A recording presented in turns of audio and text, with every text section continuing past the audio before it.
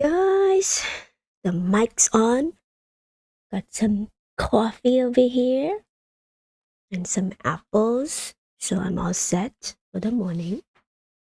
I am going to be a while today, huh? I haven't been on for quite a bit. And I feel like okay, let me come back on and talk about something, okay? All right, so let's go to the usual. Obviously, we are looking at the price action right now and still flat. Well, relatively flat. But very good, encouraging because it's kind of inching towards that major resistance. Obviously, the 28 is seemingly the most resisted level that we are trying to break through. And we will see. We will see if we could flip that into a support of some sort. Now, maybe this is the a place in which people would draw this flag over here. Okay, who knows? Who knows? But if you were to use this trend line over here, we already break through that. Okay, so very encouraging, right? But again, this one day here, it's kind of a blip in the map, so it's tough to just draw it from there. And so I think this is a good trend line to follow in terms of the upside here. So so if you look into that trend line, I think we already break it and even tested it a little bit. But again, sometimes it require a little bit more of a gravitas than that. I feel. But anyway, that's just a small little TA over there. Hey, because I can. What's up? What's up? Thank you for joining. Good morning. Hope you have a good morning so far. I know Saturday, typically, I'm chilling. Okay. So I know some people would just go to the beach right now. Right? Now it's only 9 o'clock in the morning, so I have quite some time.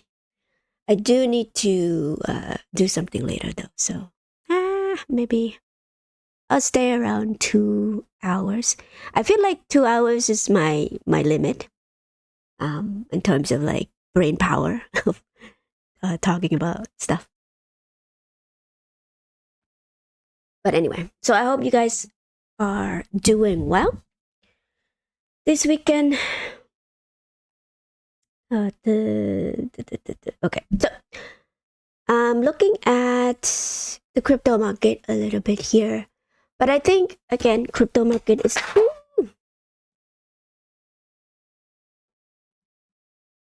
Goodness, my goodness. Okay, thank goodness it's not. Okay, let me come back. All right. So, anyways, as I was saying, 28 seems to be like the a tough spot to be.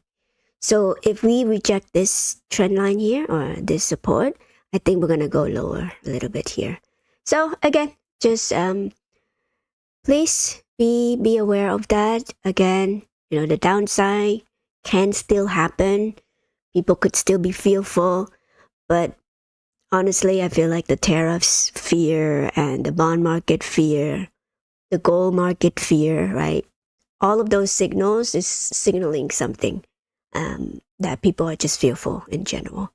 So equity market can go up, depends on what it is, right? What you're into. I'm sure also too, the whole market obviously is kind of trying to predict the next move, even though Trump has been telegraphing ahead of time of what he's gonna do. Just the whole tariffs thing, right? Like how they were ramping it up when back in November, people were just so bullish on the market because Trump won instead of Kamala. And you could see that in the crypto market kind of like take advantage of that too, where, you know, if you bought anywhere before November, like the election, you would have been, very sitting pretty right now on the crypto market, right? And so now when the enthusiastic, like the sentiment kind of shift to the other side, people are just like, oh, the end of the world, right? The end of the world. Without realizing, hey, there's so much money out there. They've been printing so much money out there that, even if the economy is seemingly going to go south because of the job, layoffs, people are seemingly paying more for less.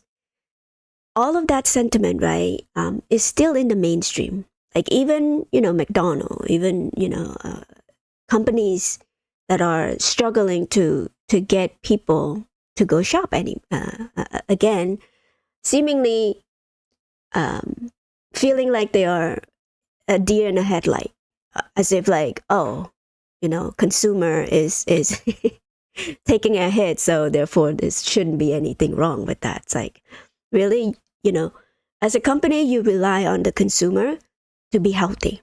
So right now, the consumer is not healthy. And so just realize that. But if you own any type of asset, you're going to do well, right? So that's the bifurcation of the market that you have to understand. Not to say that the economy is doing well because of the stock market doing well.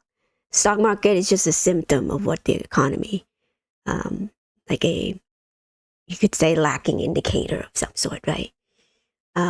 Mainstream, like if you think about like consumer, if the consumer is doing terribly, then any other businesses are going to struggling. Doesn't matter how great they are, Amazon, UPS, or whatever. That's gonna kind of a bellwether for the years to come, unless something happens, right, where the Federal Reserve has to lower the rate soon, right, very quickly too. But seemingly Jerome Powell doesn't want to, right? So what can we do, right? So it's almost like they're both of them are clashing each other. Trump blame Jerome blame Trump on tariffs and all that stuff. It's BS, you guys. Like, it's such a BS. If you look at the global rates, right? Globally, people are lowering rate like crazy. Why the U.S.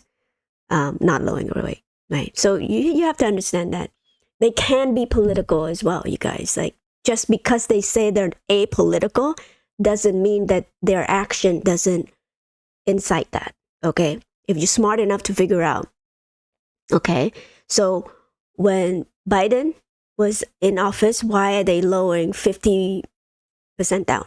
Like, 50 basis point down when they were expected to only do 25. Okay, I hope people remember that. I know people have goldfish memory sometimes. They forget all of those stuff. And, the media like would try to try their best so that you could forget all of all the stuff that happens 6-7 months or even a year ago, right? And so that action alone, pushed the market higher because, again, would temporarily kind of scare the market a little bit. But, when you lower the rate that low, the aggregate, I guess, like the inflation would still be an issue, right? Even though they try to say, oh, we're going to try to beat the inflation down. The action doesn't match, the result here. So, because if you want to beat inflation, what you would do? You would raise the rate so high, okay? So that the asset doesn't go higher or even faster, doesn't grow faster than, the income of the people. Okay? So that way, the income could catch up to the inflation. So that's the only way that you could get rid of the inflation. But Jerome Powell didn't do that for 2 years.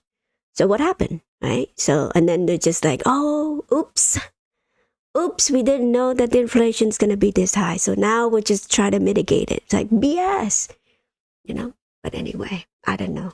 Again, to me, to blame certain administration for just, this 30 years, 40 years, 50 years worth of just mismanaging is ludicrous, right? It's very like juvenile, in my opinion, right? So, but we have juvenile in the White House.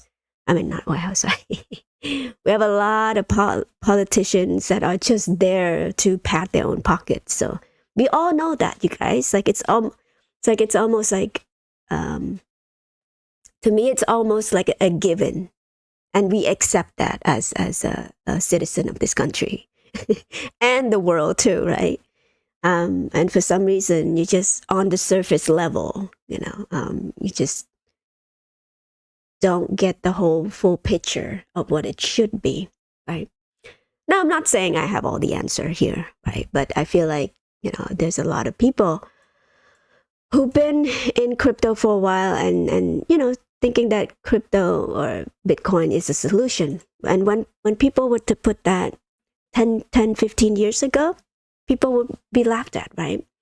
So now you see a culmination of everybody's just stampeding into this asset class. And still, it's still to this day, they think that it's overvalued. It's like, right? Without realizing, if you go back 10, 15 years ago, how much money was in the system? Do you think? It's not $32 trillion in debt in the system. So go back to the national debt, global debt. Okay, not just the US. This is global. And so that's why Bitcoin is the way that it is. And, again, fixed supplies, right? So how much more Bitcoin can you make? 0. After 21 million? 0. None. Nada. Right? Miner don't mine more Bitcoin. No. Miner mines block rewards that will be released, every so often. So the halvening cycle, of course, every 4 years, typically, right? Depends. And only 5% more of the supply will be able to be mined, from now on. So eventually the demand's going to exceed the supply. And so that's when you see the truth price action there. And somebody was saying about how the 4-year cycle might not even happen again. Okay, not to say that the price won't go up or anything like that, but the 4-year cycle of Bitcoin may look a little bit different than it used to, the price action here. But the point is, you're still early into Bitcoin, right? And of course, MicroStrategy is figuring that out, and they're trying to be the first mover advantage. Obviously, as a first mover, there's risk involved in that for sure, right? Not saying that it's going to be all rosy, and from now on, of course, you need to understand how MicroStrategy is going to implement, Bitcoin strategy and all that stuff. So right now, they're just trying to accumulate as many Bitcoin as humanly possible. And they're ramping it up again. So they just had a earnings report. We're going to go through that. I have some time to do that. I know it's not related to GME, but I think it's worth kind of learn about this asset class because it's pretty important in the next 10, 15 years, right? It's a new industry for sure, new in terms of like growth wise. And I think there's more growth to be had here, and to discuss. AI still, it's still new to that, but it's a combination of things. It's not just AI it's like, AI has its hype already, so now it's going towards Bitcoin. I know Bitcoin has its hype like 4 years ago, right? People kind of think that. And that's why, again, like when they see this drop right here, That's where the news will bring the attention to you, right? That, oh, Bitcoin dropped 78% this year. Look, terrible, terrible, terrible. Volatility, volatility, volatility. Right? And nowhere do they say to buy here. They always tell you to buy here. Buy here, sell here. Okay, do the opposite, please. Right? At least. Same way over here, right? Scam coin, scam coin, scam coin. It's a scam. Don't touch it, don't touch it. Oh, it's going to 100,000, 200, 300,000, 400,000. Buy here, right? Bitcoin reserve, news, right? And so when you're when you're just coming here and then trying to get some idea about like when to buy and all that stuff. And it's very, in my opinion, it's very simple, right? And I've seen this happen again and again in Bitcoin in general, okay? Not just Bitcoin, of course, any other crypto as well.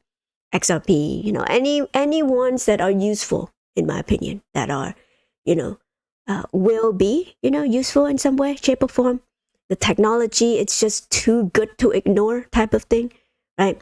They will try to mislead you, okay? And when I say they, who's they? Well, look at the news, right? Look at the article. It's like, I want you to really pay attention to anything, like even GME too. Same exact thing. The news will try to, mislead you so that you do the wrong thing, okay? Yes, they cannot force you to buy or sell or anything like that, but they can persuade you to buy, sell at a certain point, right? And so, to avoid losing money, right? To avoid losing or any type of thing, you have to have your own strategy, right? My strategy might not work for you because you don't have the same temperament, the same risk, the same, knowledge. Not saying that I'm smart, no, at all. Just saying that the same knowledge that, require a lot of, I guess, just listening to the people that disagree with you type thing and coming up with your own conclusion type thing, right? The ability to critically think about something before acting, right? So, not saying that I could do this perfectly either. I'm just learning, being in the market, obviously, you just have to really develop your own strategy in that sense, because otherwise somebody's going to tell me, oh, you better sell here. Look, it's coming down, look at this craziness, huh? I mean, if you bought here and then it just immediately coming down 25%, right? Because you don't know what Bitcoin is, you're more likely to sell here thinking it's going to come down here. And this is traders' dilemma for sure, right? And so the minute that you think it's going to come down here and waiting for what? I don't know. How many more percentage?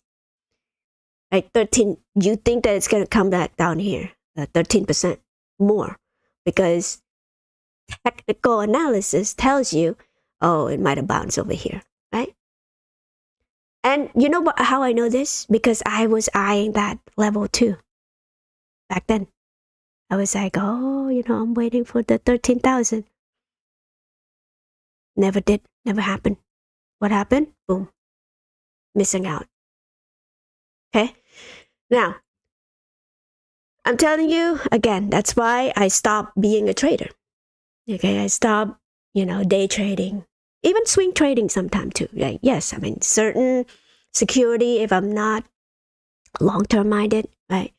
I would not be here right now, saving in GameStop shares, saving in, XRP, buying whenever possible, and never look at the price so much. Yes, I know sometimes TAs work. I get it. But to say that you know for sure that it's going to drop to this level, this level, it's not going to happen. And so the best risk-free, stress-free way to do it is to DCA, right? Buy consistently, and as long as you can, before it blows up, type thing. Anyway, let me go through the chat real quick. All right, Awakened Sheep, thank you. Weekend is a tough fight. Okay, this week is a tough fight. Yes, I know. It's been pretty dull, but it's encouraging at the same time, right? It means that we've been trading this level pretty a couple of days already. So when you try to bust this level here, of course it's gonna oscillate around there for quite a bit. Now, the battle is, of course, we need to break 28 and 29. And then 30, right? Of course, 30 is like that level in which like they don't want it to go above, right? And so we might be trading around 30s because of that convertible node level as well, right? And so with that, there's some entities out there who are now incentivized to bring the price higher so that they could convert into share as quickly as possible. Maybe they want to kind of get rid of their position or whatever. Who knows if, when that price go higher, of course we're going to issue more shares. That's also a possibility as well. Then we're going to add more money into our coffer too. I don't mind if he were to, raise more money and all that stuff. And hopefully, each time that we do it, it's going to raise more the floor, right? To higher and higher. So right now, you could safely say that in 5 years, GME is going to trade above $30 in 5 years. Okay, so anything below 30, count it as a blessing, okay? Because this is the bare bottom in 5 years. You could say that. And so that means you have the opportunity to accumulate for 5 more years, okay? Now, if you think that you could, make money elsewhere, then go elsewhere. It's okay. You don't have to buy GME. I'm saying this selfishly because I want to buy more as much as I can.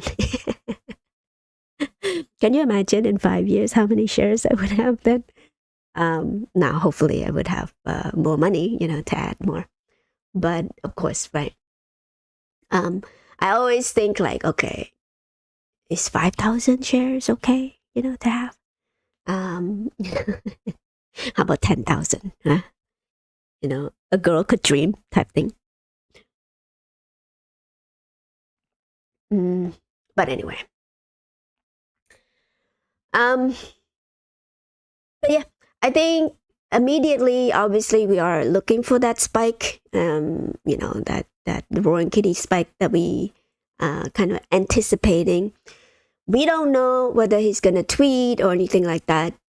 But again, GME doesn't need roaring kitty to survive, for sure, right? They're surviving on their own. Yes, perhaps we're going to need some juice.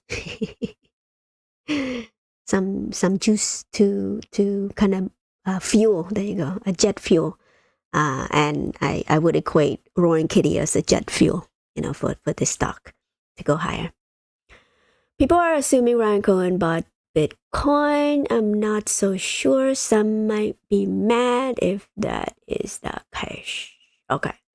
Well, Carlos, I wouldn't speculate too much, because they're gonna have to file something, right? And if I cannot imagine that he wouldn't buy any Bitcoin. When the language was to buy Bitcoin and stablecoin, right? So perhaps he's gonna throw a monkey wrench, right, and add some other crypto rather than Bitcoin. Yes, Bitcoin is the big one, uh, but also too because he doesn't uh, he's not shying away from trying something new, right? So perhaps other crypto could also be on there too. Yes, Bitcoin is the main one. Um, maybe IMS. Was it IMS? No, IMF. IMX. Sorry, the crypto with the gaming thing, right? Or Loopring, right? Loopring has a platform for trading already, so it's not far fetched for Jimmy to accumulate some of that too. But again, me speculating a whole bunch of stuff here. Of course, I still think that the NFT part, NFT marketplace will still be here at some point. We're still all waiting for the regulation, you guys. Like, there's some regulation is coming, more clarity, more ways, okay, for GME to really hone on that technology in and of itself, that platform. Sorry, I mean the technology has already been there. It's just a matter of time. Everyone like Fidelity, Charles Schwab's, okay, they are going to offer crypto buying and selling, trading on their platform within 12 months, okay? And so do not scoff at that. Like, the writing is on the wall. I'm telling you, like, this is the opportunity of a lifetime, and people are still whining. I don't understand. Maybe again, like, a lot of misinformation out there, right? Of course, couple that with fear in the market. I'm sure, I wouldn't be surprised if they, scare people right here, right? I would not be surprised to see Bitcoin doing this for a couple of weeks, right? Would not. And I wouldn't flinch. I wouldn't flinch either. You shouldn't. Because you already did, if you were to establish Bitcoin, right? You already did the research that it require, right? To know that's only one, yeah, there's only 21 million Bitcoin out there. So no matter what happened here, you get the opportunity to buy at a lower price. So don't get me wrong, I still look for this trend line to test, right? Um, I know, I know. I mean, the calamity. Do you think what would happen if you see Bitcoin over here? Does that mean Bitcoin is not valuable anymore? No, just a temporary price fluctuation. Okay? And count that as a blessing because you get to see Bitcoin at $60,000 again. Okay? I'm telling you. Treat every dip as a buying opportunity. And then wait 10 more years. And then you're going to thank me later. Anyway. Same way with Jimmy. Same way. Okay, hold on. Let me see. There you go. So that's the trend line. Two trend line there. Hit the top already. Will it continue? Yes, it will continue. You know why? M2 money supply. Go look it up. Anyway, sorry. Are we there yet? No. Get off of the train, Anthony. It's okay. I'm sorry. I just. 1 second.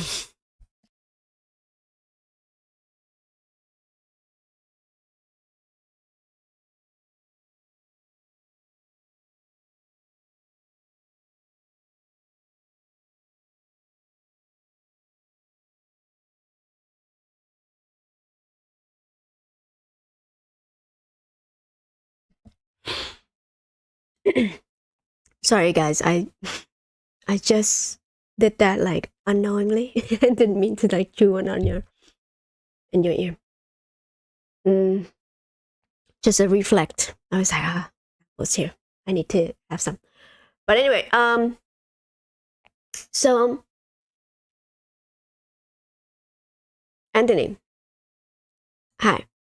I know you're waiting. I know we all been waiting. I get it. Okay, we're not there yet. So when we're there, you're gonna see it on the news. So don't worry about it. Okay. In terms of the price action of GME, I don't know. Honestly, I have no idea what's gonna move it, and I'm okay. I'm okay with that. I'm okay with waiting. Um, I know. Yeah. I talked to somebody that close to me. Like I said, same person, right?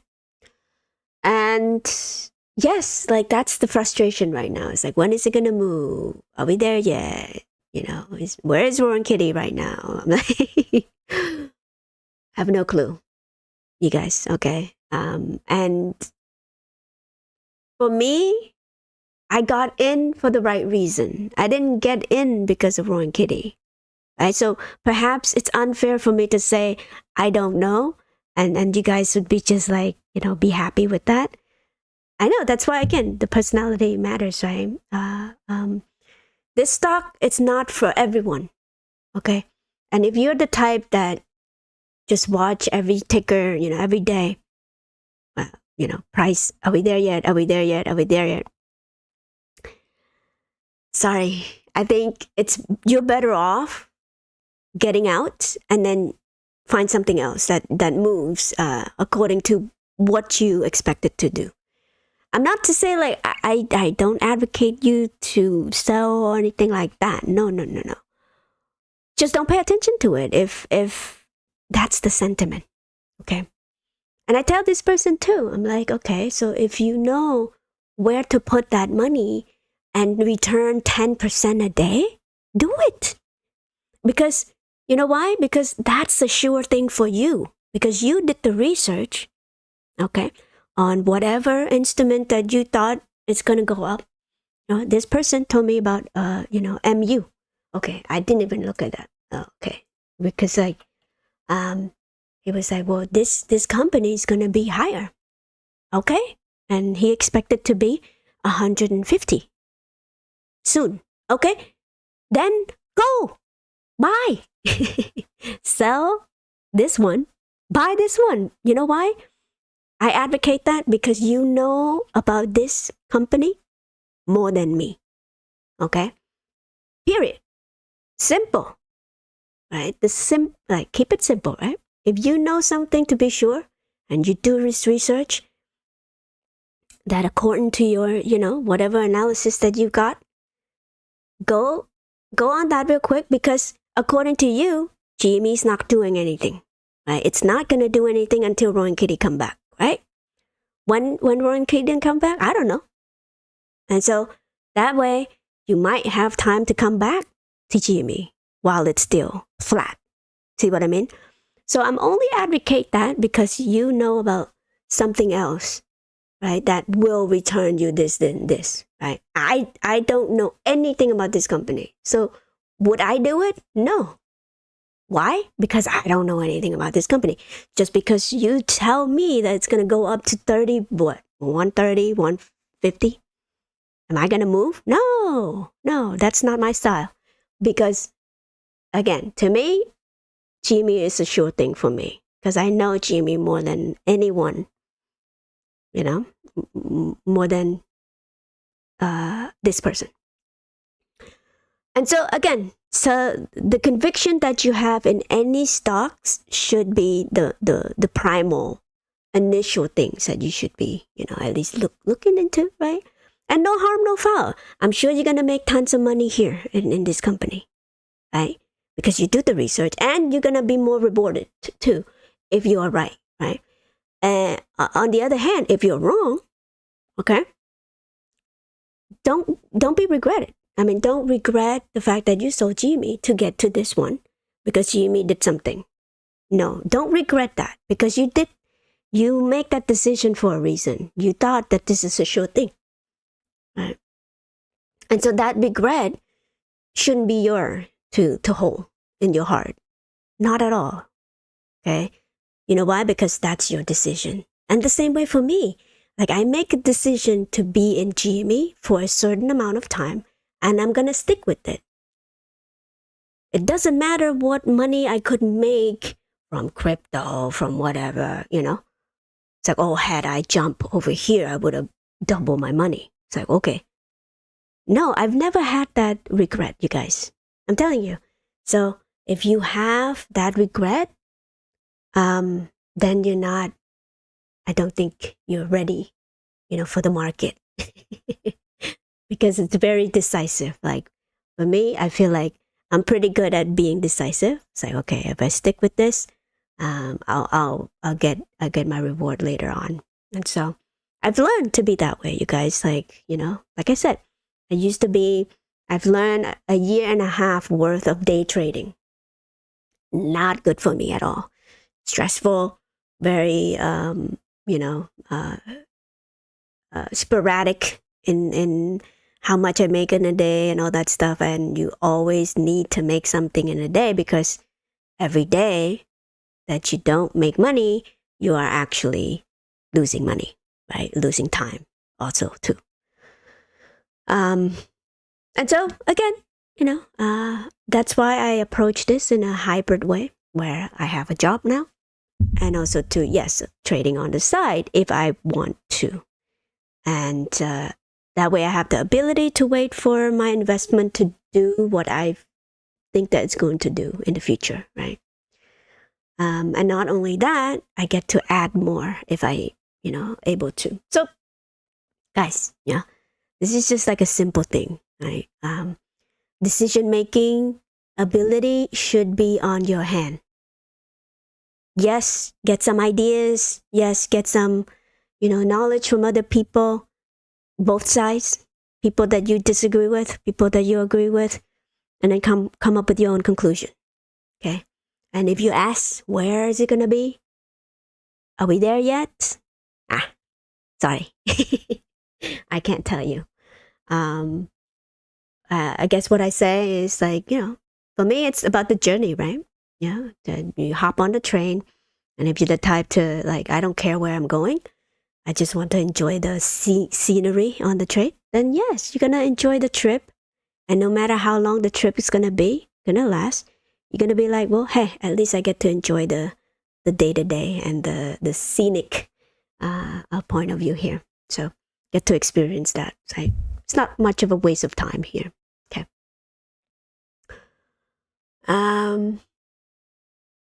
Matt. Okay. All right. You're late. All right. Why did Ryan Cohen give the hedgie a way out with the convertible note? It is a pretty low thing to do to retail. Okay, well, that's how you feel. Good sentiment to have, but keep it to yourself next time, okay? Yeah, keep it to yourself. On this channel, we promote cultish behavior, okay? So when you say stuff like that, you have to understand he's trying to operate a business, okay?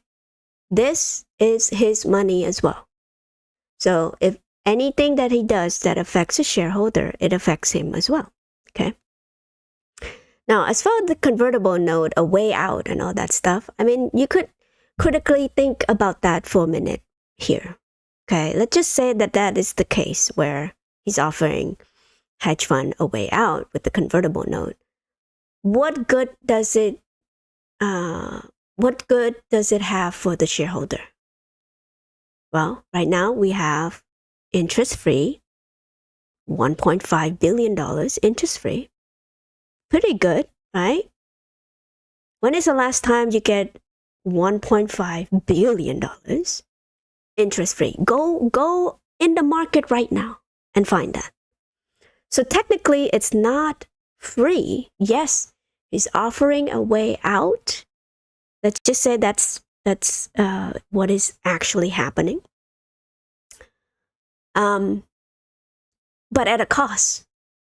Okay, the cost is you have to give me this much interest free for 5 years, as long as the stock is not, at that level. If the stock is still at this level, which is $30, okay, below $30, you get nothing. You don't get the interest, you just get your money back. Okay? And so for 5 years, $1.5 billion is a lot of money, you guys. Okay? Don't be so jaded because you see Nvidia at $1 trillion. It's overinflated. You know that. Jimmy's real money we're talking about. Okay? We used to be a lot lower. Okay? Smaller company. Now we're entering into a mid-cap company and about to be the large cap soon. Okay? And so to come from that, don't scoff at it. And if you scoff at it, I'm sorry. You're missing the whole point of what leadership is trying to do. Currently, we're trying to expand to the point where institutions going to trust GME as a contender. That's it. That's where most money is made, you guys. So if these institutions, whether you're short, long, whatever the F, right, that you have, whatever side you have, guess what? They're going to come flocking in, convertible note or not. We're going to continue to snowball that convertible note. Okay? If you want to close your position without affecting the price, you have to pay the price of the long-term shareholder aspect of things. The first person to come in, make a deal, just like how Trump is doing, right? The first country to make a deal with the U.S. in terms of tariffs or whatever. I don't care how you feel about tariffs, okay? It's just the negotiation point of view here. So if you don't play the long game, you're going to lose. I'm sorry. Okay? And if you're coming out here and say stuff like that and not understanding why, retail is screwed. It's like, okay, who's screwing here? Retail. Who? What retail? The retail that buy call option and just here for 5 weeks betting on the price movement? That's it? Nah. Those retail? Nah, we don't need that. We don't need this type of retail. Right? Why do you think retail lose money all the time? And they call us dumb money for a reason. Right? Because of that. Because we're so antsy. We need the money now because we need to buy our Lamborghini right now.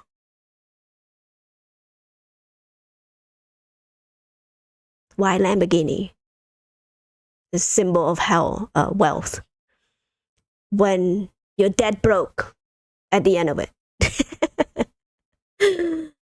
Anyway, I'm saying it's just a facade, right? That's all they want you to think. And Ryan Cohen's the type of CEO that doesn't flash anything. He just tell you what it is, the number, whatever. Okay, right now convertible note. Buy it or leave it. Okay, if you want to buy it, buy. Okay. Now, with that being said, though, I wish he offered that convertible note to the market, everyone, not just institution, retail included, just like how MicroStrategy does it, where the convertible note strife or strike or whatever they have coming up. Those bonds or whatever convertible notes are. Excuse me. Ooh, sorry. I had to. I should have. Yeah, never mind. Those convertible note is being bought by retail as well. So that's the only thing I would do differently, right? But if I'm sure this is a trial run, to see, okay, what is the demand there and all that stuff. So how many institutions would be willing to offer and buy like that in one go? Or is it easy to raise it in the open market? So yeah, those things are coming, you guys. Like, these people are smart. our leadership has been smart, conservative, know what they're doing. Yes, it's slow for most people, time frame and whatever, because you want the Lamborghini now. But take that elsewhere, right? You don't need to be in this stock for that Lamborghini. You could buy what's the other one? Let's see. Penny stock. That doesn't give you anything, like the high risk, high reward type of deal here. There's tons of many other stocks out there, you guys. Okay, so go do that over there, right? If GME doesn't if GME doesn't give you something, don't complain. Don't be stuck here. I'm telling you, do not be stuck here. I'm not the type to be like diamond hands and all that stuff. Yes, diamond hands for me. Okay, I know what this company's worth. That's why I'm okay, all right. Every share that I buy right now is a discount. So duh, why wouldn't I buy now? Okay, and every day that it stays at this level, opportunity. Right? It's almost like a sure thing to me. To me, sure thing to me, right? But to you, yes, flat, not doing anything, right? Same here, right? Sure, there's a lot of complainer over here. Complain. Bitcoin doesn't do anything. Bitcoin is flat. Look, if you buy over here and hold still over here, you're flat. For a whole year, right? What is this? Look at this time frame. Okay? People think a year is so long. You guys, we're almost half of the year. We just had January, New Year. Just like, I feel like it was 2 months ago. Right? So my point, you guys, I'm telling you, my point is years comes and go. This is like, what is it? Let me see.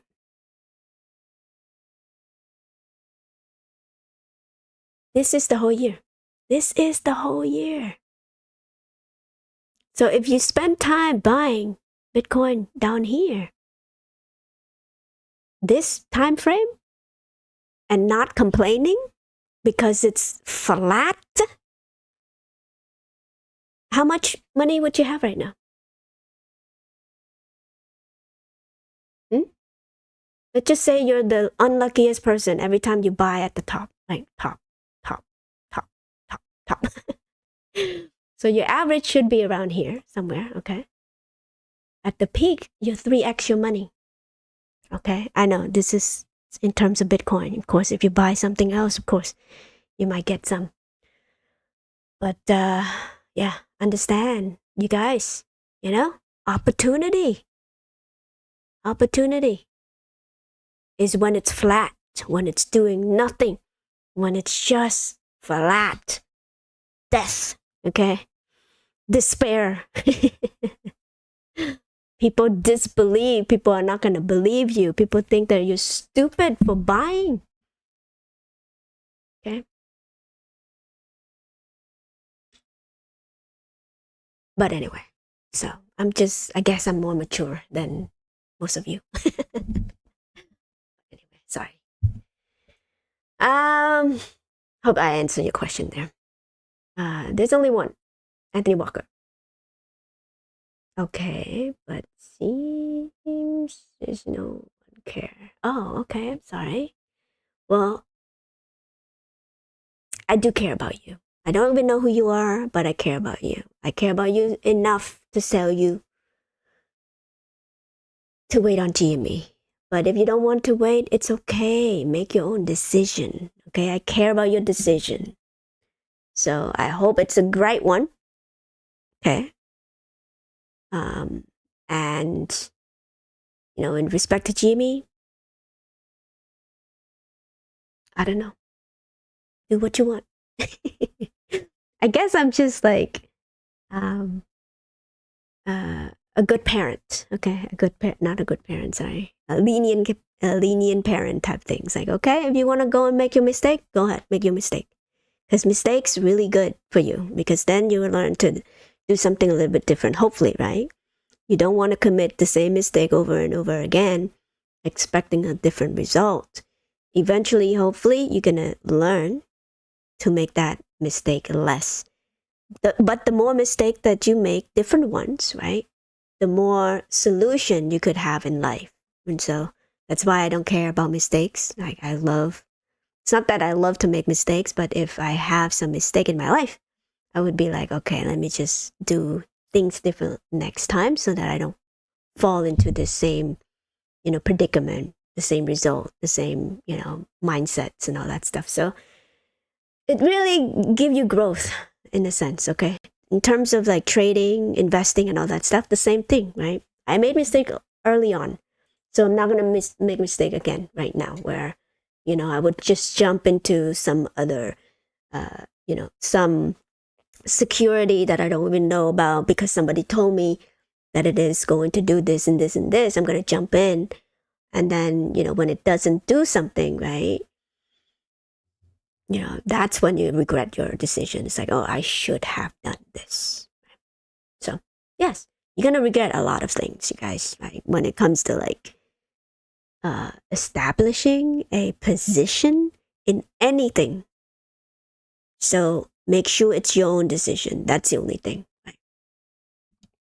And if you're the type that like, you don't care about your own decision that much, as long as you get it right, then investing is not your thing, right? Then have some other people invest it for you.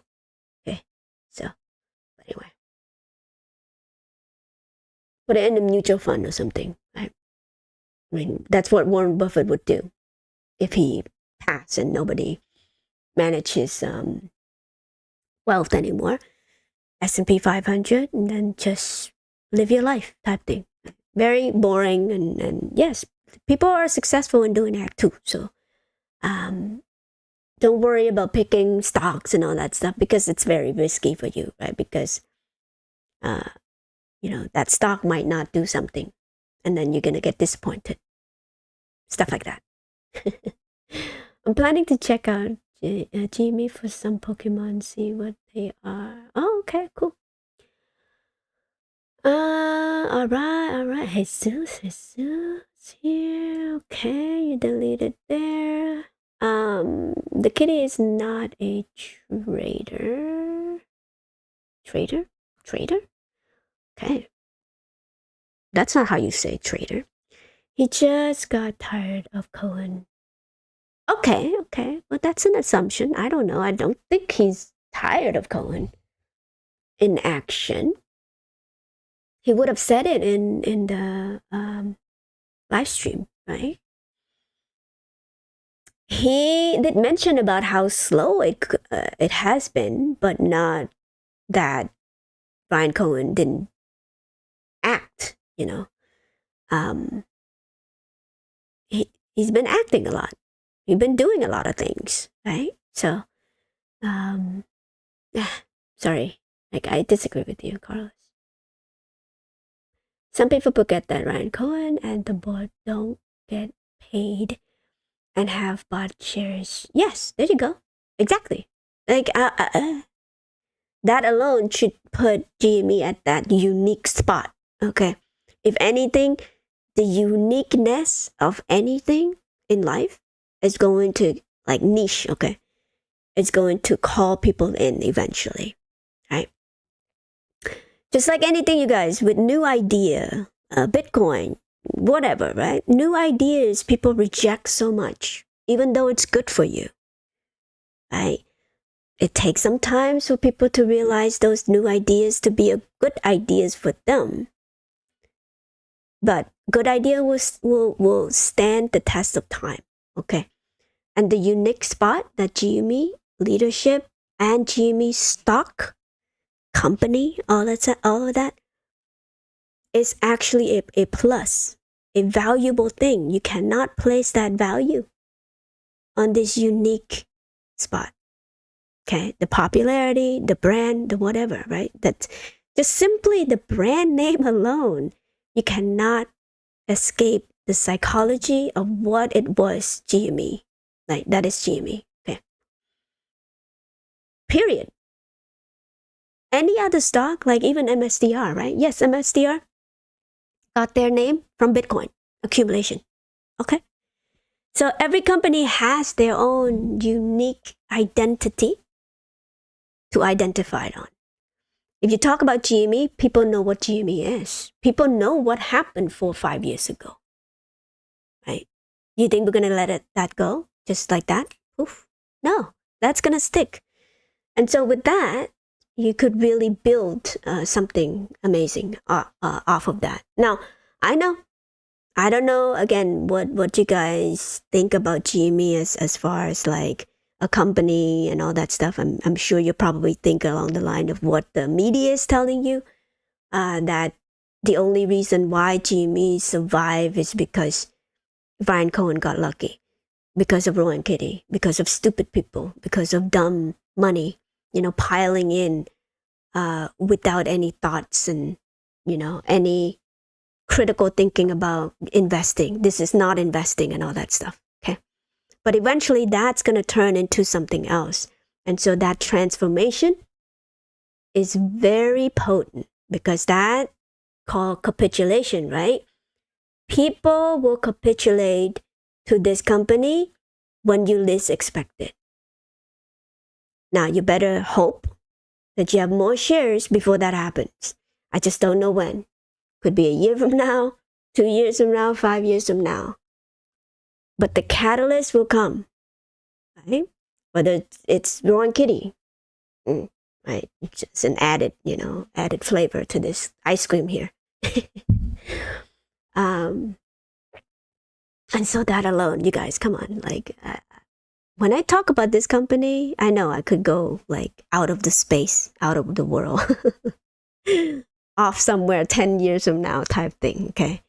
I know I'm pretty early into things sometimes, like, but then, I don't stick with it. Right now I'm sticking. I think part of my problem is that I don't stick with it long enough to see the value that it created in 10 years. See what I mean? So again, I draw back to the Bitcoin time. Okay. That's like taught me a whole bunch. That's why I always bring up, right? People overestimate what they could do in 2 years, but underestimate what they could do in 10 years every time. Because with 10 years of experience, you could do a lot. The same thing, right? Same thing, or honing on your craft or whatever to become better for 10 years, then you become an expert. But in 2 years, most people just quit. Right? I just did the math. Like, I just asked AI, if I buy $1 worth of Bitcoin every day for the last 10 years, how many Bitcoin would I have right now? One Bitcoin. Yeah. So if I do $1, I get 1 Bitcoin right now a day. Okay. What if I did 2? What if I did 5? I would have had 5 Bitcoin by now, right? $5 a day, not too much, right? You guys could scrape it somewhere. That's a coffee. Like coffee, it might cost less of 10 years ago. Might not be $5 then, but I think you could scrape $5 somewhere to get that. So again, that's the power of consistency and buying into asset class that lasts that long. Of course, again, that has some risk to it, right? Because the fear that people had with Bitcoin was that, well, what if it doesn't last 10 more years, right? And so what if they banned it, if the government banned it, all of that. And so it's a lot of what ifs, okay? The same way with GME too, right now, at this moment in time. If you ask people, will GME last 10 years from now? You know what they would say? Nah, they're bankrupt. They're struggling right now. They're in retail. You know, they're whatever. Whatever risky thing that they think of their mind, that Jimmy is risky. And they will still have that until they are proven otherwise. And they're not going to look into GME until it's too late for them already. This is how human works, you guys. Humanity is like that. When, the herd is telling you to do something, you're following it like a sheeple. Rather than, having somebody who spot it early on and then keep telling you, it's like, hey, this is an opportunity. Yes, it's risky, but think about what MicroStrategy is telling you, or MicroSailor tells you about volatility, about Bitcoin, which is, I agree with that. And Jimmy, the same thing, right? Volatility. When you think about this stock, people would tell you it's volatile. So the volatility is the gift to the faithful. Okay? Volatility is just a function of two people buying and selling at that time, moment in time, spot. And so when most people, the reason why it's like up and down like that is because not many people agree with the price. Right? And so they buy and sell. It's like, okay, $20, $30. Oh, it should be at $10. Whatever, right? And then they just, live and breathe the dynamic of the, a supply and demand type thing. Okay. But there's only a handful of people that are trading this, thinking that, they are going to get ahead, much more ahead than the investor type. Okay. And so that's why they decide to buy and sell at that price. But then what happened? More and more people gonna be like, oh, why is the price keep doing this? Down, up, down, up, down, up, down, up, down. And then by the time people realize, oh, what happened over here? Less and less, right? Less and less. Oh, down, So the amplitude, this volatility would be less and less. You know why? Because now people are starting to realize, oh, Jimmy has how much? $8 billion? What? They're like, okay, 8 billion? No way. Right? So that's when people start to be like, going crazy again, right? Human psychology, you guys. It's okay. You don't catch it this time, you might catch it next year. But by the time people start to agree with you, however long, right? And then they're going to be like, oh, Jimmy, what? What did Jimmy do? $10 billion? Come on. Really? You think it's not going to happen?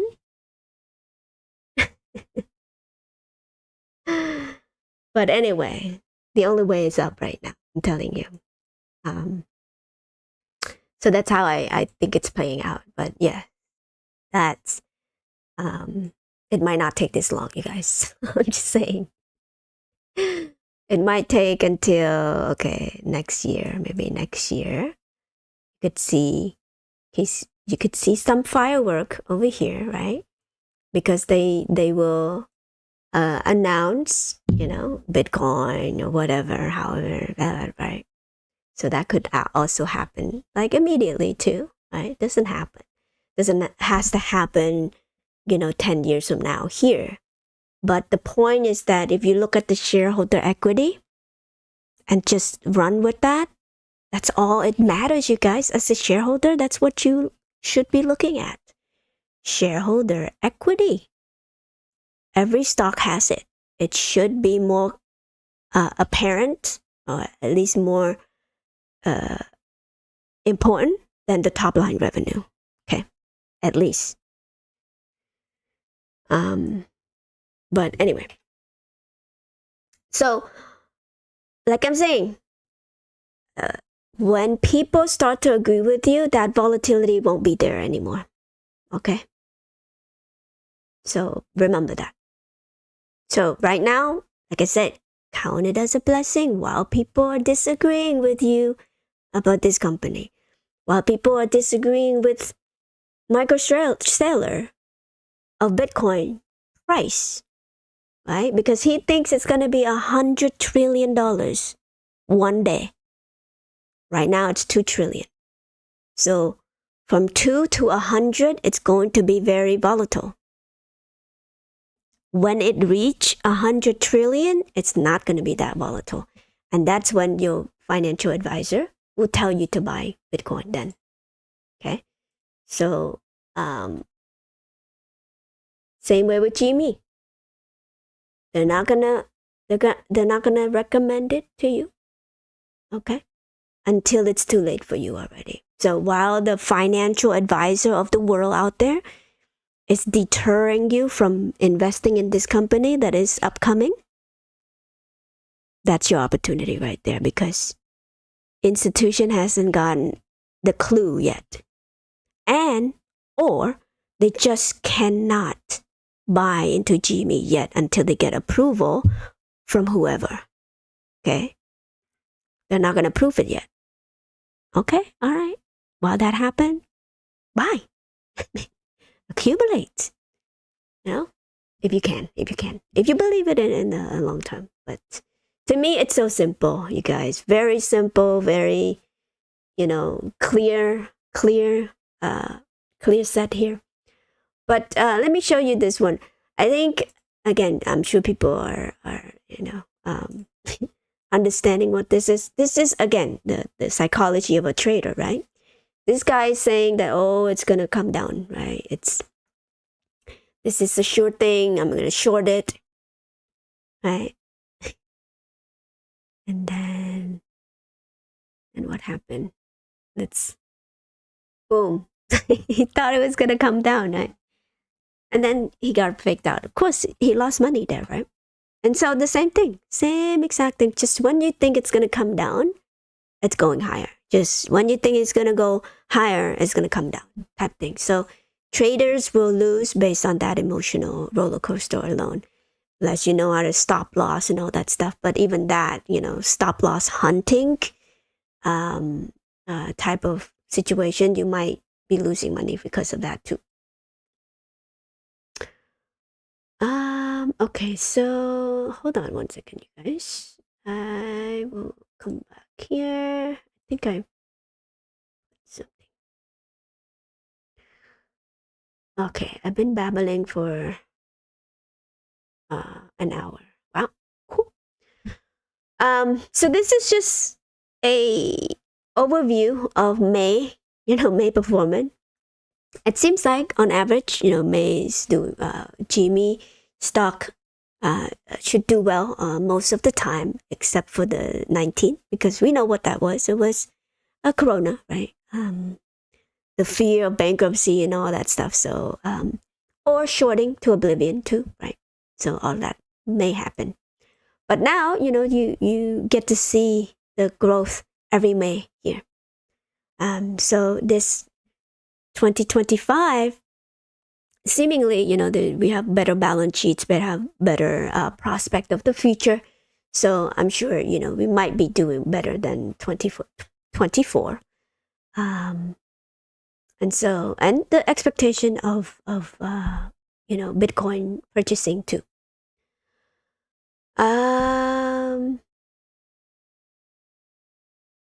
Now this one, I feel like it's kind of speaks to that uniqueness of GameStop, right? To do the right thing. While this guy is trying to showcase that some company don't need the revenue. Company that lose money makes a lot of money in terms of growth, right? They want you to buy into the company that lose money.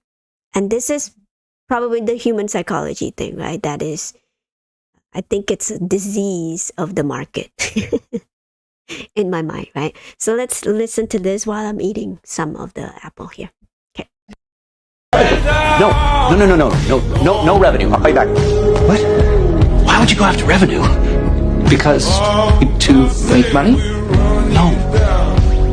If you show revenue, people will ask how much, and it will never be enough. The company that was the 100x or the 1000xer becomes the 2x dog. But if you have no revenue, you can say you're pre-revenue. You're a potential pure play. It's not about how much you earn, it's about what you're worth. And who's worth the most? Companies that lose money. Pinterest, Snapchat, no revenue. Amazon has lost money every fucking quarter for the last 20 fucking years, and that Bezos motherfucker is the king. No one wants to see revenue. Go. I just thought that mainly the goal of companies is to make money. Yeah, no, that's not how it works. I don't want to make a little bit of money every day. I want to make a fuck ton of money all at once. ROI. You know what that stands for? Return on investment. Nope. Radio on internet. Did you put radio on the internet? No. So everything you just did, do the opposite.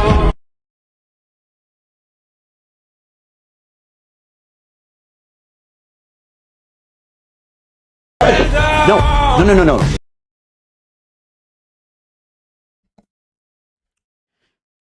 All right. Did you hear that? So that's the culture of what we have right now in the market. Okay. Every company out there, you guys, I'm telling you, losing money. MSDR, losing money. But yet, because of the fundraiser, okay, it's okay, most company makes money out of selling their own shares. Okay. Exactly what GME is doing, but GME, again, more unique in that sense. Okay. I'm not trying to clump GME with the other company, but the other company are doing the same thing with worst balance sheets. Okay, that's what people don't get.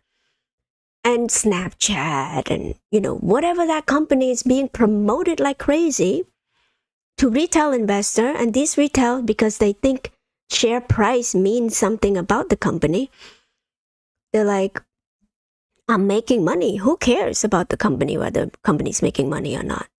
Now, that might survive for a bit, right? But most people would lose money if the share price coming down. So that trading mindset point of view is that's what cause people to be turned off about the stock market being it's supposed to be anyway, a generational wealth type of wealth creation here. That it's not a quick fix. Yes, great if you can catch those waves. Amazing.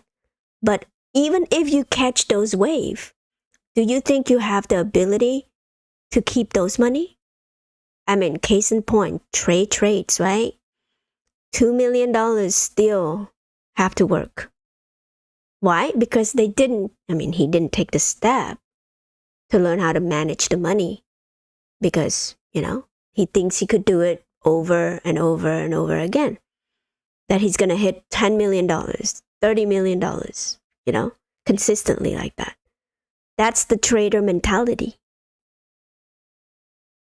When you should be thinking, okay, if you hit it once, lucky already. Let's stop it. Unless you're like Roy and Kitty, because then you understand something that most people don't understand. You have the conviction of a Roy and Kitty, right? And guess what? It's not just overnight, you guys. It's years worth of looking at data, years of making mistakes. But just because you saw him make $40 million in freaking a year, you think that he's successful doing this, just hitting the jackpot. People don't see you falling, usually. Taking years falling. But the minute you build the strength strong enough to win a race, people think that the success is just happening overnight. No, that's not how success works, you guys. I know some people get lucky. And then they win the lottery, and then they get to keep their money, right? But most lottery winner lose their money back. Why? So hopefully you're not one of them. Okay. So just telling you, just in case Jimmy going to stupid amount of money, then, count yourself lucky. Okay. Some of us has been here for 4 years, 5, 6, 7. I'm sure Ron Kitty would be 10 years already, right? Who knows? Yeah. 2015, maybe. He probably monitoring GME since 2015. So it's not an overnight success. I'm telling you. And still, when he reached $1 billion for trading this stock the right way, people are still like, oh, he has to have some help from somewhere. Why does it have to be like that? He came out and say it's all him. No institution backing him up or anything. And yet people still hate on the guy. They do that because of jealousy, right? I mean, how many traders are like that where you reach $1 billion? I'm telling you, if he makes that type of money for the bank, he would be a hero. He would be like champagne popping everywhere type thing. But because he does it alone, based on the publicly traded information, they demonize him because dumb money, right? Because that's the only reason for his success, because he was able to successfully convince dumb money to come in. When every other stock is the same freaking way. Okay? Early investor of Amazon, right? Are those dumb money? Are those dumb people buying Amazon at what? $1 a share? At some point? You guys, come on. So again, the sentiment, right? It's being painted by someone. The narrative is being painted by someone. The problem is, or the key is, which one do you believe? It's not about believe either. You shouldn't be believing in those. Shouldn't believe me either. Okay? Go look at the story yourself. From the start to finish. If you don't care about the story, sorry, that's why you don't know about this company, why people are still in it. Okay? So whatever story you're telling yourself, just be realistic. Okay? That's all I'm saying. No, realistically, I don't know where the price is gonna go. I don't know when it's gonna go. Realistically, I could make some bets here and there just to, pass time. But I would say this though. In 10 years, I think this company's gonna be around for a long time. More than 10 years actually, but 10 years from now, you're gonna hear that GME is gonna be something. Okay. So, well, but anyway, by that time, I hope that we have a lot of more shareholder equity still then. More company under our leadership. Buying, selling, and all that stuff. Who knows? Lots of stuff, to be excited for. Okay. But anyway, let me go through the chat. No Lamborghini, just farm and some cows. Okay. Well, at least you got something that could be valuable, Carlos. All right, that's fine. That's fine. In that case, okay, I have a soft spot for you for sure. Farmers need some leg ups. So I apologize for that harsh words, but yes, facts is still facts. Okay. A lot of AMC investor comes to GME with that same mentality and say outlandish things. If they stop and look at the business fundamental and get that hedgy talk out of their head, it would give them a better peace of mind. Of course. I mean, I wouldn't blame them, honestly. Of course, again, the media has been kind of doing the numbers on people, including me. I used to be on AMC too, but thank goodness, I was able to take profit, and not losing money because I sold when Ape was issued, and I got in way before the spike. Just a couple months before the spike, actually. I got in May, and then June and July, that's when it spikes, right? So I got lucky in that sense. So, but the lucky part too is when I discover, the true story about AMC and Adam Aaron and all that stuff. So, of course, I attribute that to Marantz, obviously, because he was the one that kind of gave me that catalyst of looking into the business of GME rather than about that hedgy talks and all that stuff. Yes, hedgy is still, might still be in play, but that's not the play anymore. Okay, you guys. Now you want hedge fund to be on your side. Hedge fund will hedge this company to the upside. Okay, you know why? Because they're not gonna miss that opportunity, guys. Okay, all of the shorts that were shorting this company is gonna switch to long, just like when Tesla, forced them in some way, right? Because of the company fundamental. So, however small moving the fundamental is, as long as this fundamental keep going up and to the right, you'll be fine. Stock will trade based on fundamental. I know you've been taught that it's not based on fundamental because of these type of, glamification of companies that doesn't make money as long as they have, social media, clouds, network of agency that rates the company that way, and then just push it out to retail. It's like, yeah, say this on TV. Okay, report on this, right? All of that, again, it's all hype, you guys. Unless you know about the company really well, the price should not be the issue here. Okay. So, learn to spot those type of company. You'll be fine. I'm serious.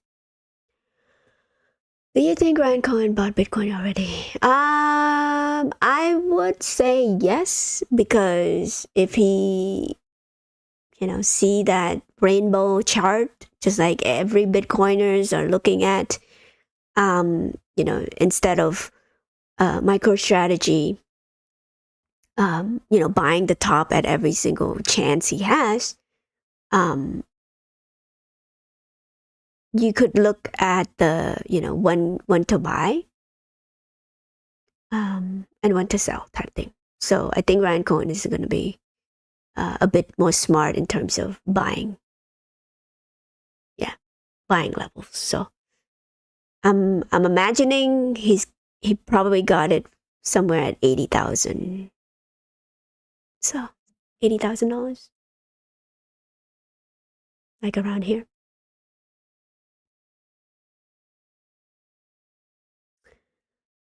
So that'd be great, right? 80,000. Still good. Which currency they will get? They can take them time with, can take their times with the, yeah, of course. Cult leader is alive. Yes. Who's the cult leader? JJ, what's up? Okay, all right. You hear it first, you guys. $49 a share. All right, let's go. Look at the chart of Bertrand away from 90. Okay, when from wow. 80. What? Serious? I didn't even. Oh, is that what the chart was? Because I did see something like that. Okay, March.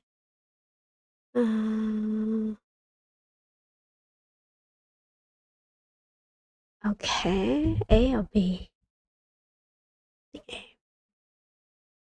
Whoa, whoa. That's crazy, you guys. What is this? I'm sure they're hedging. Wow. Okay. Okay, right off the bat, right? Pretty concerning. Lots of volume down here now. So trend reversal is coming. Like typically, but yeah, it's crazy. I don't know.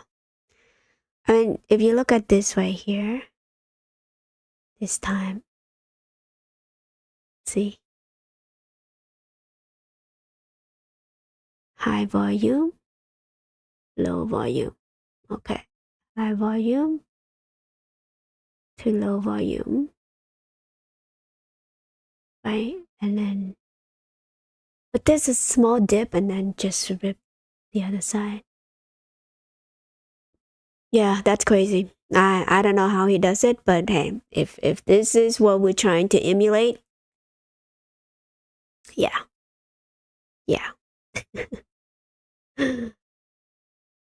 I think we'll do fine, you guys. So, what is that like? Everyone is 10 years? 1, 2, 3, 4, 5. 5 years. 5 decades or so. You could see that. Man, that's crazy.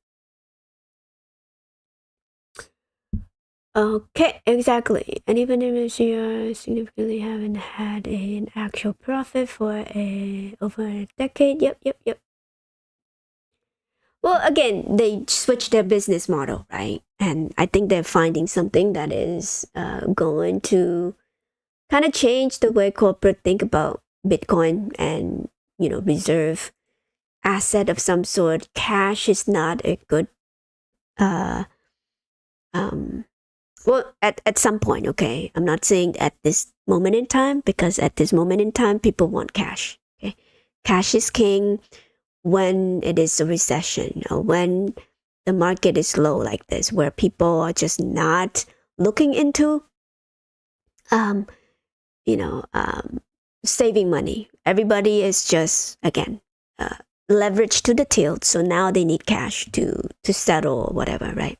That's why they've been selling the U.S. Treasury in order to get some cash on hand to whatever, settle the obligation that they have in terms of hedge fund here, you guys. Like, okay, so the trade and whatever interest payment that they have to pay back into, whatever instrument that they are using to make money thus far. So you've heard about like Blackstone and all that stuff, detecting, calamity that happened. I think because they can't had the paper on that. Some prediction, July, right? July of this year, saying that Blackstone was expecting a downturn, significant downturns and all that stuff. So perhaps they're selling those commercial buildings now at a loss and try their best to get some liquidity in the market here to whatever, do settle trades, and hopefully, again, be expecting that GME short position is going to be closed at some point within this year or so, before they add Bitcoin into the balance sheet and then becoming impossible to untangle. And so, yeah, they're going to have to let it rip, let it run, let it do its thing. Because the longer you get this under control, or the shorter amount of time you get this under control, you might not have to take care of this thing anymore, because, perhaps this is the opportunity of a lifetime here. Okay, so assuming that there's still short position out there. I'm always assuming, you guys. Like, I have no data to back up, what I'm saying here. But, there's a lot of enough smart people out there who will tell you a whole bunch of things. So, all right. So let me play this. I know you probably watched this, the whole thing, but 2 hours. But let me kind of run through this real quick because so MSTR planning to make more money, okay, raising more money, so even double that to get $84 billion worth of cash. What are they going to do with that? They're going to buy more Bitcoin, okay? So again, whether it's going to happen within this year or next year, they are planning to raise this much money on these instruments here, both equity and in fixed income equity. So this is the one that I was talking about where I wish we do that as well, where we offer the convertible notes to the public. Whoever wants to buy these, gonna get the ability to convert, for whatever time frame, right, into share. And then also to, get to, appreciate in some amount of percentage, right? Depends on what they give at the time. Okay. But the whole idea is that it's going to accrue in some fixed income amount.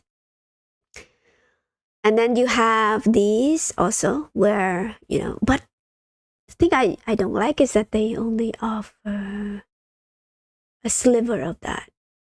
So are they going to expand this, market here, to more of the retail as well?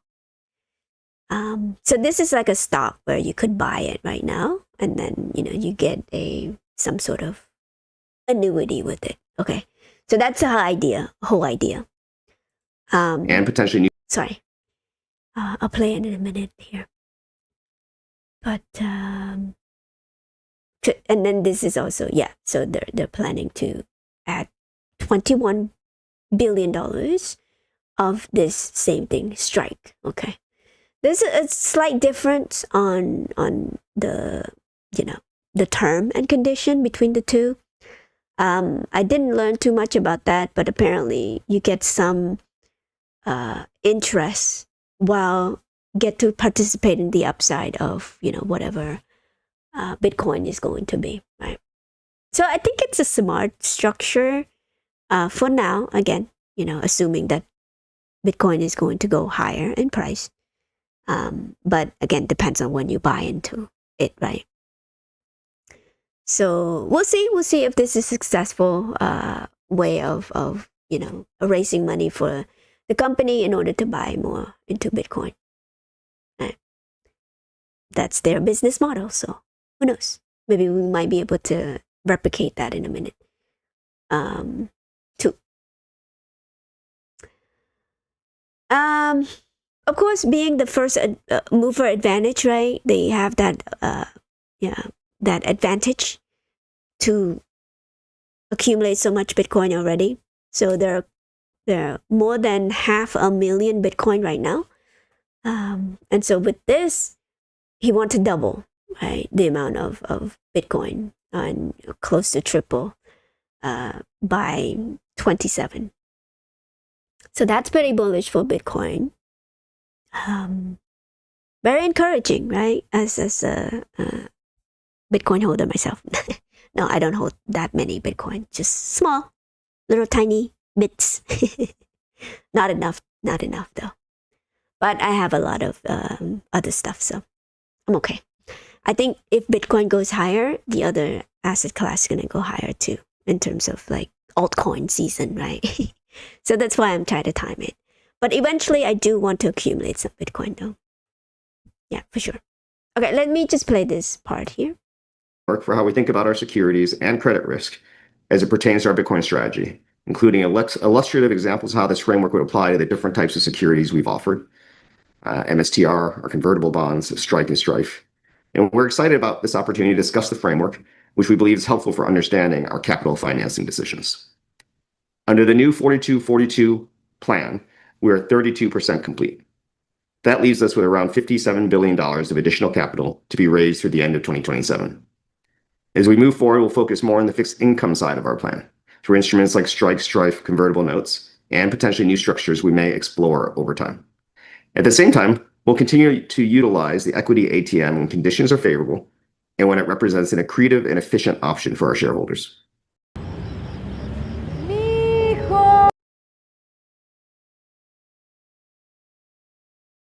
Demand for instruments, and we tend to continue tapping new pools of capital in a thoughtful, value-accretive manner while maintaining a disciplined leverage ratio between 20 and 30%, allowing us to responsibly scale while maximizing long-term value. We intend to remain highly efficient with our use of our overall capital. We have $185 million of total fixed annual obligations for interest and dividends, which we can cover using a fraction of our daily trading volume as new stock issuances. To put in perspective, our ATM activity this year alone has raised $6.6 billion, and our obligations represent just 3% of the daily traded volume of our equity and less than 1% of the total equity we've raised in the last 12 months. As a result, we're comfortable raising additional fixed income capital to buy more Bitcoin without being restricted by available cash or cash flow from our software operations to service all of our interest and dividend obligations. Mike will explain later why the strategy is highly accretive to our shareholders. We're tracking well ahead of our KPI targets for 2025. Year to date, we've achieved a 13.7% BTC yield, putting us well on pace to reach our full year target of 15%. BTC yield reflects the Bitcoin gain we've generated through our treasury operations. Our BTC gain is approximately 61,500 BTC year to date, representing a BTC dollar gain of $5.8 billion at the current Bitcoin price. Given our strong year-to-date performance in the favorable market environment, we're raising our KPI targets for 2025. We've raised our BTC yield target from 15% to 25%, reflecting confidence in our ability to create value for our shareholders. And at the same time, we're increasing our BTC dollar gain target from $10 billion to $15 billion. These new targets better reflect the scale of our strategy and the value we believe we can unlock through disciplined Bitcoin acquisitions. We remain disciplined in the use of both the ATM and other capital raising sources, doing so in a way to achieve our BTC yield and BTC dollar gain targets. I'm now going to turn the call over to Andrew, who will discuss our financials for the quarter in further detail.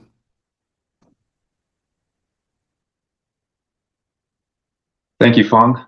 I will begin with a quick review of the software results, then go into more detail on our Bitcoin results. In Q1, total software revenues were approximately $111 million, down 3.6% year over year. The lower product license revenues, along with support revenues in Q1, continues to be as expected, and our overall revenue trend continues to reflect the ongoing transition of our software business from on-prem to the cloud.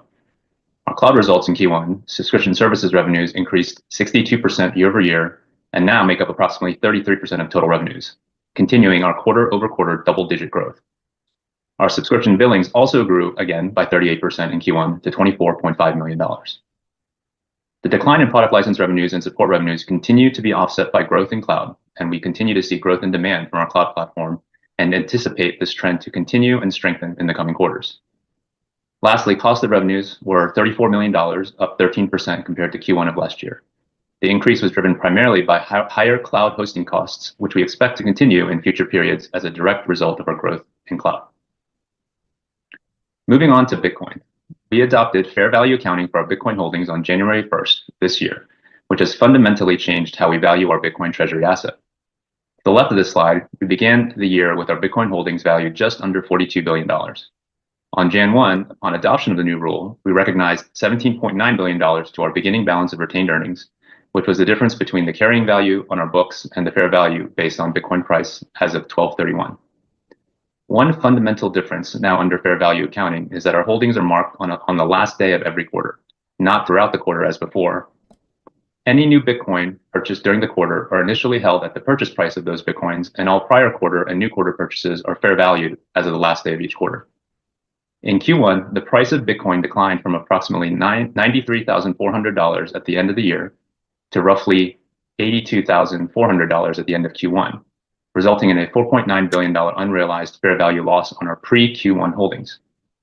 We also purchased throughout the course of Q1 an additional 80,715 Bitcoin at an average price of approximately $94,900, representing $7.7 billion of new purchases.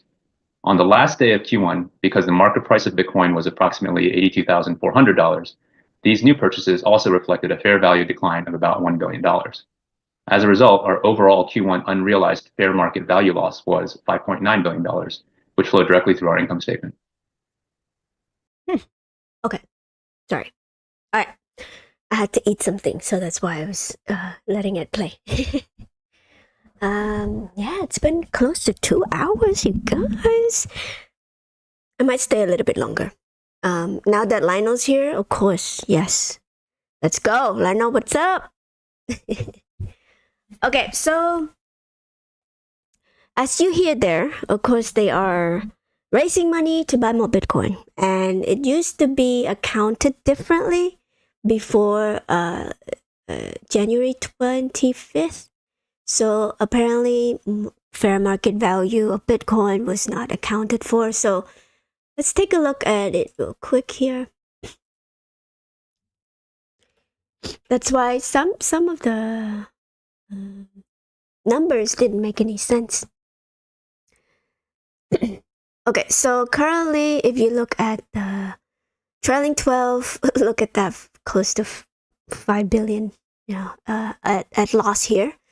And of course, again, that doesn't really tell you much other than they lose money, quote unquote, lose money.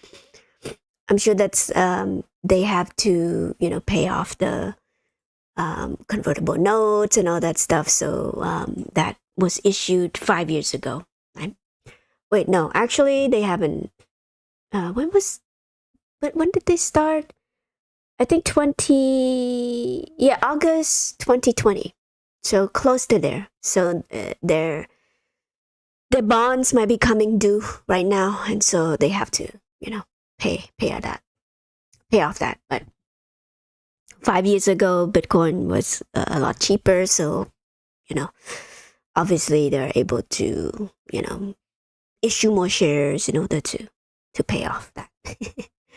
But currently, of course, they are accounting quite a bit, operating income very low, coming down, but they have a lot of asset, right? So that's the balance there. Loss of $25 a share. So again, the accounting, it's not to me, because of the uniqueness of the company. It's tough to evaluate based on the metric that the traditional accounting, right, of a corporate accounting. They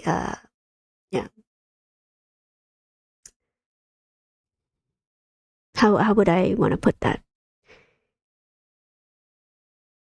They account the accounting. Okay, my brain just broke just now, you guys. Like, too much accounting going on here. Just joking, guys. Sorry. I think I have a food coma just now. So the point is the mark to market accounting is different than what has been done before. So perhaps the way that you evaluate this company is going to be a little bit more different than the traditional way to evaluate the company. Because now you have to take into account how many Bitcoins do they have, and the future valuation of Bitcoin, how is it going to play out? So again, when you evaluate the companies, right, you want to evaluate the future evaluation or valuation of the company, not just stuck in what they are now, okay? Because what they are now already happened already a quarter ago. And so whatever you see right now is a lacking indicator. It already happened. And so you could only think about, okay, what is the future valuation of something right now, right? Because, again, company moving forward. They can't go backward to, to take money away or add more money back then already. So my point is, you gotta know how to project ahead of time. What a company should be worth based on the asset and liability that they have. Okay.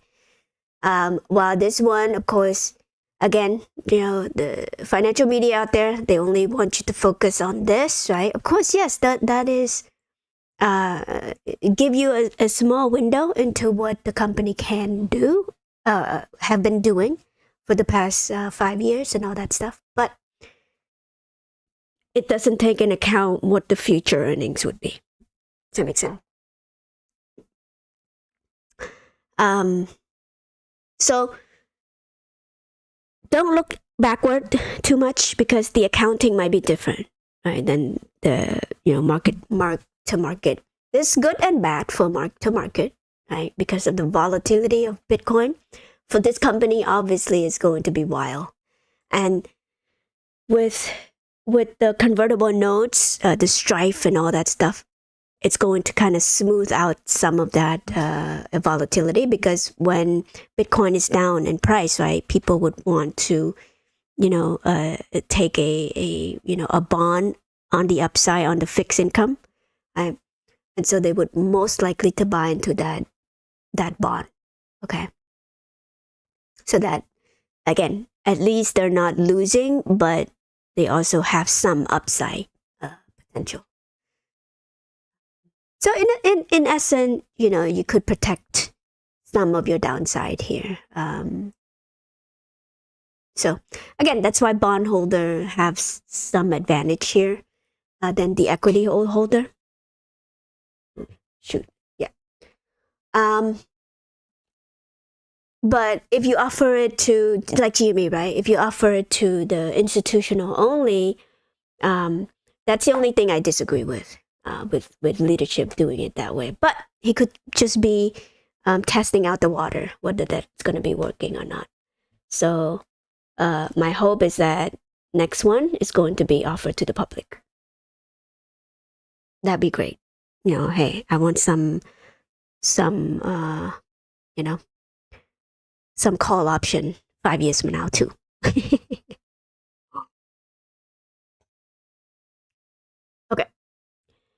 What do you think when the S&P 500 will decrease? The entrance, I don't know. I mean, has it ever decreased? Ever since I've noticed, the market cap to get into the S&P 500 has always been going up. The last I heard, it was 12 billion, then 14 billion, now $20 billion. So, I don't know. I mean, unless we have like a market crash of 20% in a day and then stay there for the whole year, right? Just teeter-totting there, right? But I hardly doubt that's gonna happen though, because the money printer is gonna coming back on. It's been already back on with the other world governments out there. Like I said, the global money supply is not a joke, you guys. It's happening. China has been printing like crazy ever since that real estate bubble that happened 3-4 years ago, right? So and following that year, people have been lowering rates like crazy. Canada, whatever, right? Whatever world economy out there, even India too, right? They've been printing like crazy. So I don't think it's ever gonna come down,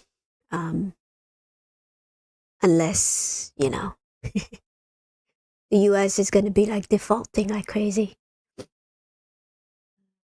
But yeah, who knows? The can kicking is gonna continue. For sure.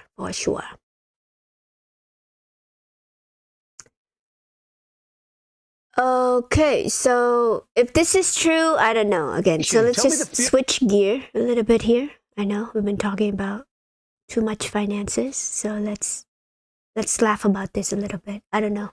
This is on the news here. Who knows? Trump has been calling to make Canada the 51st state, and a group in Alberta is apparently on board. Jeffrey Rath is leading that group, a lawyer from Alberta. He has that delegation behind him. Jeff, how big is your delegation? Tell me the feeling you are for joining America. Hundreds of Albertans that are reaching out and volunteering to join our delegation. Right now, our group is very small. We're, it's a steering committee of people that are looking to come to Washington on an exploratory basis and meet with a representative appointed by President Trump to explore the benefits of either Alberta becoming an independent sovereign nation with economic union to the United States, becoming a U.S. territory, or becoming or pursuing full statehood. How is Canada, those are our goals. How has Canada lost their way? How has Canada lost their way to make you think you got to join us? Trudeau and Carney, are all wringing their hands over the tariffs. They're going to be kicking Albertans in the teeth and bringing in a 21% carbon tax increase in April. This is, the carbon tax itself is just an insult to hardworking Albertans that can't afford to heat their homes and can't afford diesel and gas for their cars and trucks to go to work.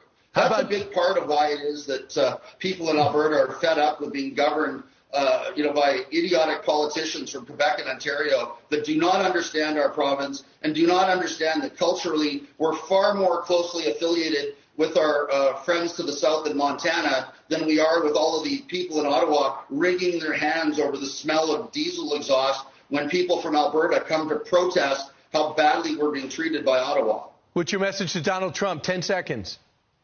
10 seconds. Greenland self-determination. Please support Alberta self-determination. You promised that to Alberta the same way you promised it to Greenland. We'll be an excellent partner to the United States and we'll all prosper. All right, let's see how big. Dang, that's crazy, you guys. If this is happening, you think the conversation is not going to start? I know the news doesn't give you the whole, of course, this is Fox News, right? Of course. But again, I mean, I know Canada wants to be tough, and they think that they are going to survive without the US. And again, the news would love to tell you that. It's like, they're strong and all that stuff. But hey, I don't know anything about Canada, so let me just stop there. But as far as the US has been struggling and all that stuff, nah, I don't think that's... gas has been coming down. No news, right? No news saying gas is coming down. But hold on, let me see. Crude oil, right? I think the last I saw was like $60. Okay. Right now it's $58. Okay. So when gas was more expensive, they love to put that up, right? And now when gas is going down, they're complaining about how the stock market is coming down in value. Okay. So that, again, I'm telling you the narrative that they want you to believe in versus the reality. It's different. So look at the reality, okay? Price of gas is coming down. No blips, nothing, right? Now, they might say, oh, well, it's coming down for the wrong reason because people don't have the money to whatever. Okay, well, then bring it down even more, no? Can we do that? Can we do it based on the pandemic over here? Oh, man. Here's the thing. I'm just reflecting on my own stupidity over here, okay? Back then, I was not that smart, you guys. I'm telling you, I was not that smart. Just swaying everywhere. It's like, okay, the news tell this. Oh, if you own oil, you're losing so much money, right? And even though, I know about buying when the blood is in the street, I was still very fearful. I remember seeing this. Yeah, I remember seeing this. And thought to myself, oh man, I don't want to add here. What if it goes down even further? Had you buy when the blood on the street right here, you would have been, oh my God, in 5 years, you guys, come on. Like even, no, few short years. What is this? Boom, 20 times your money, okay? 20 times your money. At the peak, of course, like you have to, sell at the peak, right? But that's what I'm saying. Like, when people are running away from something that is valuable, right? You don't panic sell. Doesn't matter how low it is. Okay, right here. If you bought it over here, and all of a sudden, poof, yeah, your stomach's gonna drop. But oil. What was the narrative then? Oh, EV's gonna, be 2029. We're gonna see EV explosion, and this is when they pump that EV, the Mullen Automotive, the, whatever, Nikola, Spark, whatever, right? The EV sector was like booming here, and that's the narrative that they spew at you. It's like, see, oil's gonna be in trouble, never gonna do this, it's never gonna do that. But then what happened? Right? 6 years later, you still see oil there. Now, the demand coming down may be due to the consumer, not having enough money to spend. And of course, yes, when there's not enough demand, trucks are not gonna, UPS just lay off a whole bunch of people, right? Due to that. Because again, consumer bases are weakening. So just expect a downturn, right? But to say that it's because of tariffs, no, it's not just that. It's been a problem for a long time. Consumer has been struggling for a long time. Okay? And so, but nobody is willing to address that. But because they hate certain political person so much, they're most likely to blame it on somebody. And I'm sure, again, when Biden was here, right, Republican was blaming on Biden too.